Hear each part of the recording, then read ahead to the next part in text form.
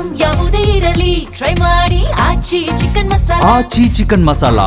ವಚನಾನಂದ ಶ್ರೀಗಳಿಗೆ regular bale ಮಂಜೂರು ಹಿನ್ನೆಲೆ ಇದು ಸತ್ಯಕ್ಕೆ ಸಂದ ಜಯ ಅಂತ ಸ್ವಾಮೀಜಿ ರಿಯಾಕ್ಟ್ ಮಾಡಿದ್ದಾರೆ.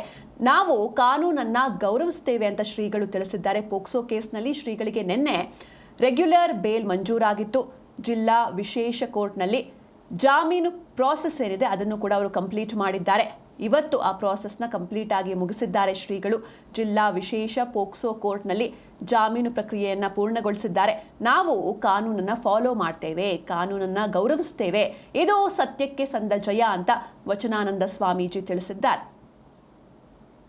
ಕಾನೂನನ್ನು ಗೌರವಿಸ್ತೇವೆ, ಕಾನೂನನ್ನು ಪರಿಪಾಲಿಸ್ತೇವೆ, ಇದು ಸತ್ಯಕ್ಕೆ ಸಂದ ಜಯ. ವಿಶೇಷವಾಗಿ ನಮ್ಮ ಸಮಗ್ರ ಹರಪೀಠದ ಸದ್ಭಕ್ತರಿಗೆ ನಾವು ಧನ್ಯವಾದ ಹೇಳ್ತೇವೆ. ಇಂಥ ಸಂದರ್ಭದಲ್ಲಿ ಭಕ್ತರು ಎಲ್ಲವೂ ಅವರಿಗೆ ಮಾಹಿತಿ ಇದೆ. ಆ ಹಿನ್ನೆಲೆಯಲ್ಲಿ ನಮ್ಮ ಜೊತೆಗೆ ಗಟ್ಟಿಯಾಗಿ ನಿಂತಕ್ಕೆ ಅವರಿಗೆ ನಾವು ಧನ್ಯವಾದವನ್ನು ಹೇಳ್ತೀವಿ.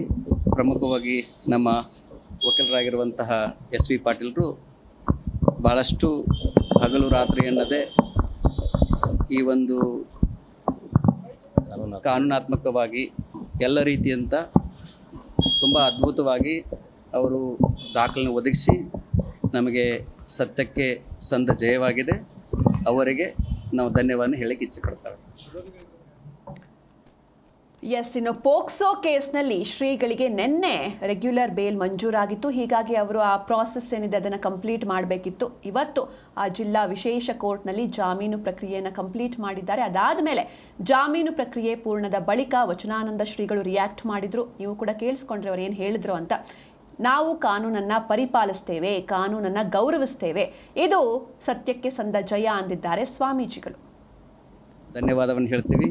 ಪ್ರಮುಖವಾಗಿ ನಮ್ಮ ವಕೀಲರಾಗಿರುವಂತಹ ಎಸ್ ವಿ ಪಾಟೀಲರು ಭಾಳಷ್ಟು ಹಗಲು ರಾತ್ರಿ ಎನ್ನದೇ ಈ ಒಂದು ಕಾನೂನು